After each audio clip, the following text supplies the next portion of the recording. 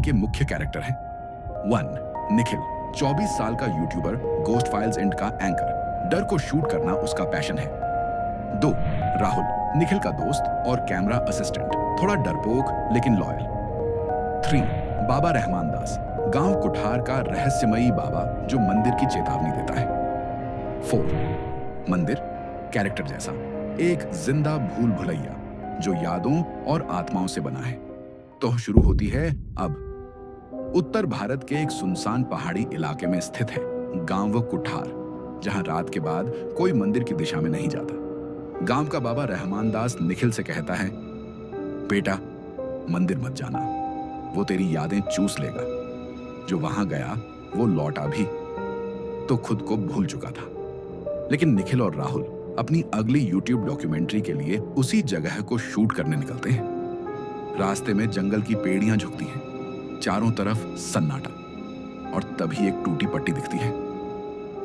जो भूलना चाहते हो वही मिलेगा, लेकिन खुद को खोने की कीमत पर। रात के 11 से 7 PM निखिल और राहुल की गाड़ी कुठार गांव के पास एक पतली सी कच्ची सड़क पर बंद हो गई। चारों तरफ घना जंगल, दूर कोई लाइट नहीं, सिर्फ उनके कैमरे की रेड लाइट और GPS की हल्की बीप। निखिल कैमरे को ऑन करता है। यह है गोस्ट फाइल्स इंडी की सबसे डार्क लोकेशन, और हम एक ऐसे रास्ते पर हैं जहां कोई वापसी नहीं करता। राहुल डरते हुए पूछता है, भाई GPS घूम क्यों रहा है? हम तो सीधा जा रहे थे ना? तभी सामने धुंध में एक पुरानी सी लकड़ी की छतरी और उस पर लटकती पट्टी दिखती है। उस पर लिखा था, जो इस रास्ते पर चला उसने अपने नाम को पीछे छोड़ दिया। अचानक हवा तेज चलने लगी। पेड़ों के बीच से कोई आवाज आई, जैसे कोई कह रहा हो, निखिल। राहुल की सांसें तेज होने लगी। निखिल मुस्कुराया, परफेक्ट शॉट मिलने वाला है, चल अंदर चलते हैं। जैसे ही दोनों जंगल से बाहर निकले, उन्हें एक बेहद पुरानी, माथे तक उगी बेलों से ढकी सीढ़ियां दिखी जो नीचे जमीन के अंदर उतरती थीं। राहुल पीछे हट गया। भाई ये मंदिर है? ये कोई मंदिर नहीं दिखता, ये तो कोई तहखाना लगता है। निखिल कैमरे की लाइट ऑन करता है।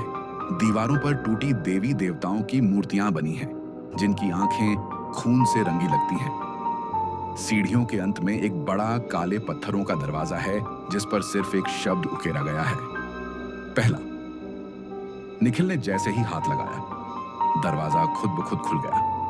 अंदर एक लंबा हॉल, बिल्कुल सीधा लेकिन एकदम सन्नाटा, और दीवारों पर हजारों हाथों के निशान, जैसे कोई बहुत लोगों ने बाहर निकलने की कोशिश की हो। राहुल डर के मारे चिल्लाया, भाई चलो यहां से, ये जगह सांस ले रही है। लेकिन निखिल कैमरे में देखता है, हम अब वापस नहीं जा सकते। मंदिर के अंदर का हॉल बहुत लंबा था, दीवारें सीलन से भरी, और हर 10 कदम पर एक जलती बुझती लाल टॉर्च। जैसे ही दोनों अंदर बढ़े, पीछे दरवाजा अपने आप बंद हो गया, एक धमाके के साथ। राहुल डर से कांपते हुए बोला, किसने बंद किया? निखिल कैमरा घुमाकर बोला, यह उस दरवाजे का स्वागत था। आगे दीवार पर एक पुराना धुंधला आईना टंगा था, लेकिन उसमें उनका अक्स साफ नहीं दिख रहा था, बल्कि सिर्फ एक तीसरा चेहरा जो पीछे की दीवार से झांक रहा था। आईने में वो चेहरा धीरे धीरे मुस्कुराया, और फिर आईना चटक गया बिना किसी छुए। राहुल चीखते हुए पीछे हटा, लेकिन अब उसकी छाया दीवार पर थी, पर उसके साथ एक और परछाई थी। उस परछाई ने सर घुमाया और फुसफुसाया, पहला सौदा पूरा हुआ। दरवाजा बंद, आईना टूटा, और राहुल की परछाई अब अकेली नहीं थी। निखिल अपने कैमरे में रिकॉर्डिंग देखता है, लेकिन स्क्रीन पर सिर्फ ब्लैक एंड व्हाइट धुंध चल रही थी, और उसमें धीमे धीमे आवाज आती है, नाम भूल जाओ, चेहरा छोड़ दो, अब तुम इस मंदिर के हो। राहुल बेहोश सा दीवार से लग गया, लेकिन तभी पूरा हॉल गूंजने लगा। दीवारों से आवाजें आने लगी, हजारों फुसफुसाहटें, किसी और भाषा में, जैसे यादें खुद बड़बड़ा रही हों। तभी एक दरवाजा अपने आप खुलता है, और वहां से निकलती है एक पुरानी डायरी जो फर्श पर गिरती है। डायरी के कवर पर खून से लिखा था, मैं निखिल हूं, अगर कोई ये पढ़ रहा है तो मैं अब वो नहीं रहा। निखिल ने राहुल को उठाया और बुदबुदाया, ये डायरी, मेरा नाम, ये तो मेरे साथ इससे पहले कोई था। राहुल धीमे स्वर में बोला, निखिल, शायद तुम यहां पहले भी आ चुके हो। डायरी हाथ में लिए निखिल और राहुल अब मंदिर के अगले हिस्से की ओर बढ़ते हैं। हर कदम पर जमीन जैसे सांस ले रही थी और हवा में अब एक धीमी सी गंध थी, जैसे कुछ जला हो। एक और दरवाजा, इस बार उससे भी बड़ा, और उस पर उकेरा था। दूसरा दरवाजे के नीचे से काला धुआं निकल रहा था। निखिल ने हाथ बढ़ाया और दरवाजे के छूते ही दीवारों पर उभरे सारे हाथों के निशान जलने लगे। दरवाजा धीरे धीरे खुला। भीतर अंधेरे में एक विशाल हॉल, जिसकी छत से उल्टे लटके थे पुराने पुजारी के लिबास पहने पुतले, जैसे किसी ने उन्हें सूली पर चढ़ाकर टांग दिया हो। राहुल पीछे हट गया। ये मंदिर नहीं, ये कोई श्मशान है। और तभी हॉल के एक कोने से आई वो आवाज, एक गहरी फटी हुई मानो लोहे से बनी आवाज। दूसरा सौदा भी स्वीकार किया गया। हवा एक झटके में ठंडी हो गई। निखिल और राहुल ने जैसे ही दूसरा दरवाजा पार किया, अंदर की दीवारों से धीमी धीमी सरसराहट आने लगी। राहुल पीछे मुड़कर देखता है और दीवारें अब पहले जैसी नहीं रही।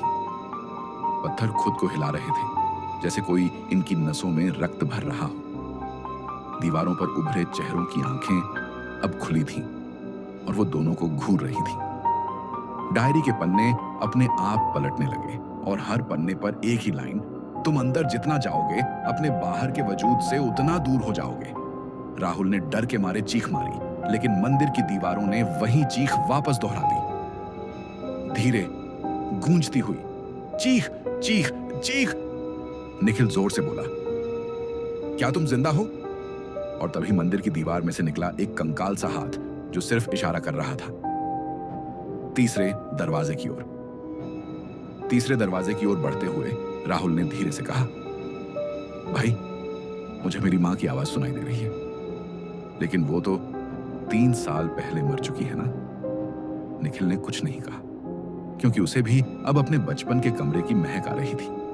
लकड़ी की अलमारी, धूप में सूखते कपड़ों की गंध, जैसे मंदिर उनकी यादों को खंगाल रहा था। तीसरे दरवाजे पर कोई नाम नहीं था, बस दीवार पर लिखा था, याद, वो जो जिंदा थी अब जिंदा नहीं रहेगी। दरवाजा खुलते ही दोनों के चारों तरफ घना अंधेरा फैल गया और उस अंधेरे के बीच हर तरफ से आवाजें आने लगी, मां की, बचपन की, टूटे हुए रिश्तों की। हर दर्द, हर पछतावा। निखिल घुटनों पर गिर पड़ा। ये क्या है? क्या ये मेरी ही आवाजें हैं? राहुल की आंखें बंद थीं और वो रो रहा था। और फिर उस अंधेरे से उभरा एक मानव जैसा आकार, जिसके पास कोई चेहरा नहीं था, बस एक खाली गड्ढा जहां चेहरा होना चाहिए। उसने कहा, अब तुम अपने अंदर के दरवाजे खोलोगे।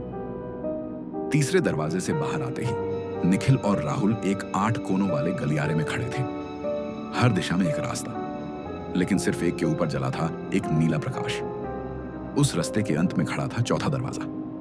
इस बार उस पर लिखा था, सच, लेकिन सिर्फ वही जो झूठ नहीं था। राहुल हंसा। ये कैसा पागलपन है? अब दरवाजे भी रिडल्स में बात कर रहे हैं। निखिल धीरे से बोला, ये मंदिर तुझसे कुछ नहीं करवा रहा राहुल, ये तुझसे वो सब याद करवा रहा है जो तूने कभी किसी को बताया ही नहीं था। चौथा दरवाजा खुला और अंदर दीवारों पर राहुल और निखिल की पुरानी बातें, झगड़े और गिल्ट्स उकेरे थे। हर दीवार एक सीन फ्रॉम देयर पास्ट दिखा रही थी। राहुल की गलती से एक दोस्त की मौत, निखिल का झूठ जिससे उसका परिवार उजड़ गया, और वो सीक्रेट जिसकी वजह से दोनों अब तक इस मंदिर में फंसे थे। और फिर दीवार से वही फेसलेस आकृति फिर से निकली, लेकिन इस बार उसकी पीठ पर 13 दरवाजों की आकृति बनी थी। उसने कहा, अब सच देखा, अब सौदा आगे बढ़ेगा। चौथे दरवाजे के बाद गलियारा एक संकरे रास्ते में बदल गया, जहां दीवारें अब मांस जैसी धड़क रही थीं, जैसे मंदिर अब पूरी तरह जिंदा हो चुका था। राहुल धीरे धीरे बुदबुदा रहा था, हमें यहां नहीं आना चाहिए था, यह हमारी गलती थी। निखिल ने उस पर हाथ रखा, लेकिन तभी सामने आया 5वां दरवाजा, जिसके दोनों ओर लाशें पत्थर में जमी हुई थीं और बीच में उकेरा था सिर्फ एक शब्द, त्याग। दरवाजा अपने आप खुला और अंदर धुएं में खड़ा था एक झुका हुआ, कांपता हुआ प्राणी। उसके हाथ बेहद लंबे, आंखें जलती राख जैसी, और पीठ पर गुदे हुए थे 13 नाम, जिसमें सबसे ऊपर लिखा था निखिल, निखिल, हक्का बक्का। ये नाम सी मेरा है। वो प्राणी धीरे से आगे बढ़ा। उसका शरीर टूटी हड्डियों सा चरमरा रहा था और वो फुसफुसाया, मैं भी कभी इंसान था। मैंने भी 5वां दरवाजा खोला था, लेकिन मैं सौदा पूरा नहीं कर पाया। उसने अपना चेहरा ऊपर उठाया। वो था निखिल का चेहरा, लेकिन सड़ा हुआ, गला हुआ, खून से लथपथ। राहुल चीख पड़ा, ये क्या है? ये कौन है? और निखिल बेहोश हो गया। प्राणी ने अपनी उंगली उठाई और दीवार पर खून से लिखा, अब 6ठा दरवाजा सिर्फ त्याग से खुलेगा। निखिल अब भी बेहोश था। राहुल अकेला खड़ा था उस कमरे में। सामने दीवार पर अब चमकते हुए शब्द खुद ब खुद उभर आए, 6ठा दरवाजा तभी खुलेगा जब एक स्मृति जो तुम्हारे लिए सबसे प्यारी थी त्याग दी जाए। राहुल कांपने लगा। तभी मंदिर की छत से एक दर्पण नीचे गिरा और उसमें दिखने लगी उसकी मां की मुस्कान। वो लम्हा जब वो बीमार थी और राहुल ने उनका आखिरी हाथ थाम रखा था। राहुल फूट फूट कर रोने लगा, नहीं, मैं ये नहीं भूल सकता, मैं ये नहीं छोड़ सकता। और तभी मंदिर की दीवारों से आवाज आई, जो छोड़ता नहीं वो आगे नहीं बढ़ता। अब 2 विकल्प थे, सिक, उस स्मृति को जला देना था, या फिर वहीं रुक जाना और समय में फंस जाना। राहुल ने कांपते हाथों से उस दर्पण को उठाया और धीरे से उसे मंदिर की बलिवेदी पर रख दिया। दीवारें लाल हो उठी और जैसे ही दर्पण झलकर राख हुआ, 6ठा दरवाजा खुद ब खुद खुल गया। निखिल की आंखें खुली, लेकिन कुछ बदल गया था। उसकी आवाज अब मानव जैसी नहीं लग रही थी। 6ठे दरवाजे के बाद सामने खुला एक गोलाकार कमरा, जिसकी दीवारों पर हर तरफ दर्पण लगे थे।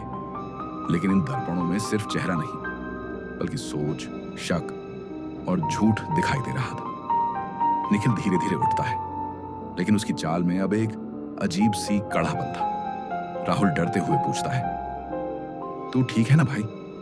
निखिल ने उसकी ओर बिना देखे जवाब दिया, क्या तूने सच में अपनी मां की यादें छोड़ी या सिर्फ दिखावा किया? राहुल हैरान रह गया। तू क्या कहना चाहता है? तभी एक दर्पण में दिखा। राहुल अपनी मां को बचाते हुए दिख रहा था, लेकिन अचानक वो दर्पण फूट गया। मंदिर की दीवारें कहकहा लगाने लगी। फिर सब दर्पणों में एक एक करके राहुल और निखिल के छिपे हुए शक, ईर्ष्या और धोखे दिखने लगे। निखिल को यह शक था कि राहुल कभी मंदिर से भागने की कोशिश करेगा। राहुल को यह डर था कि निखिल अब निखिल नहीं रहा। और तभी 7वां दरवाजा खुल गया, लेकिन इस बार उसके दोनों ओर लिखा था, अब सिर्फ एक जा सकता है आगे। और जमीन पर उभरी एक पत्थर की तलवार। 7वां दरवाजा आधा खुला था, लेकिन जमीन पर रखी वो पत्थर की तलवार जैसे दोनों को एक दूसरे से अलग करने के लिए बनी थी। राहुल और निखिल अब आमने सामने खड़े थे। मंदिर की गूंजती आवाज आई, इस तलवार से किसी एक को चिह्नित करना होगा। जिसे छुआ जाएगा वहीं आगे जाएगा, दूसरा यहीं रह जाएगा हमेशा के लिए। राहुल पीछे हटा। हम कोई खेल नहीं खेल रहे, हम यहां से निकलने आए हैं। निखिल आगे बढ़ा। उसकी आंखें अब मानव जैसी नहीं थीं। मैंने पहले ही त्याग कर दिया, अब मैं ठहर नहीं सकता। राहुल कांपते हाथों से बोला, क्या तू अब भी वही निखिल है या अब तू मंदिर है? तलवार अपने आप हवा में उठने लगी, दोनों पर तनी हुई, और मंदिर ने धीमे से कहा, फैसला अब भी तुम्हारा है, लेकिन समय नहीं। राहुल ने आंखें बंद कर ली और कहा, अगर मेरी जगह तुझे जाना है तो जा, लेकिन याद रख, अगर तू मंदिर बन चुका है तो तेरा अंत भी मंदिर जैसा ही होगा। और उसने तलवार को अपनी ओर मोड़ दिया, लेकिन तलवार उससे छूने से पहले ही राख हो गई। दीवारें कांपी और मंदिर ने पहली बार चुप्पी साध ली। 7वां दरवाजा अब पूरा खुल चुका था और निखिल ने पीछे मुड़कर देखा, लेकिन राहुल कहीं नहीं था। 7वें दरवाजे के पार एक लाल धुएं से भरा रास्ता था। निखिल अकेला आगे बढ़ रहा था, लेकिन अब हर कदम पर उसका चेहरा बदल रहा था। उसकी आंखें अब नॉर्मल नहीं, बल्कि मंदिर जैसी जली हुई दरारों से घिरी थी। वो जहां से गुजरता, दीवारों पर राहुल की परछाई चलने लगती। कभी बचपन की हंसी, कभी वो पल जब दोनों ने कसम खाई थी हमेशा साथ निकलेंगे। और फिर सामने आया 8वां दरवाजा। उस पर लिखा था, अब देह नहीं, आत्मा की कुर्बानी चाहिए। तभी सामने मंदिर का मुख्य गर्भगृह खुल गया। वहां था एक बड़ा काला कुंड, जिसके बीच में हवा में तैर रहा था एक सफेद कांपता हुआ ऑर्ब, और उसमें राहुल की परछाई फंसी थी। निखिल चिल्लाया, राहुल, तू जिंदा है। मंदिर ने पहली बार बोलकर जवाब दिया, वो अब स्मृति है, और यदि तू चाहता है मुक्त होना तो उसे यहीं छोड़ दे और अपनी आत्मा से मंदिर की लौ जला दे। निखिल के हाथ में अपने आप एक तेल भरा दीपक आ गया। अब सिर्फ एक रास्ता था, या तो वो दीप जलाए और खुद बाहर निकले, या फिर राहुल को छुड़ाए और खुद मंदिर में समा जाए। वो रुका, फिर उसने दीपक जमीन पर फेंक दिया। मैं वो दीपक नहीं हूं जो किसी की रोशनी पर जले। मंदिर कांपा और पहली बार मौन हो गया। मंदिर के भीतर एक आखिरी शून्य खुलता है। सब कुछ अंधेरा, न दीपक, न दीवार, न द्वार, सिर्फ एक मंच जिस पर खड़ा है निखिल, और सामने अचानक प्रकट होता है एक दर्पण, लेकिन उसमें उसका चेहरा नहीं, राहुल का चेहरा। फिर मंदिर बोलता है, इस बार बिल्कुल इंसानी आवाज में, तेरा सबसे बड़ा डर क्या है निखिल? निखिल गूंजती आवाज में बोलता है, खुद को खोना। तभी दर्पण से बाहर आता है एक तृतीय रूप, न निखिल न राहुल, बल्कि एक उन दोनों का मिश्रित रूप जिसकी आंखों में सिर्फ अंधकार है।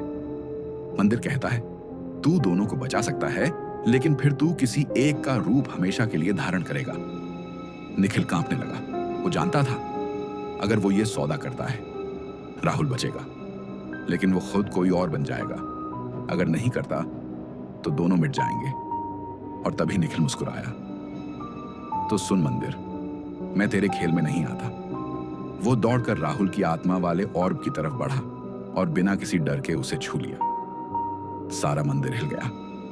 राहुल की आत्मा जमीन पर गिर गई और निखिल की देह काली राख में बदलने लगी। मंदिर चीखा, तूने नियम तोड़े हैं। निखिल की आखिरी आवाज आई, नियम इंसान बनाते हैं, डर नहीं। अगले ही पल सब कुछ गायब। एक वीरान मंदिर, बाहर सुबह की हल्की रोशनी, और दो लड़के, राहुल और एक अनजान चेहरा, मंदिर से बाहर आते हुए। राहुल धीमे से पूछता है, तू कौन है? वो मुस्कुराता है, बस एक दोस्त जिसने सौदा पूरा किया। और मिलते हैं एक और सच के साथ।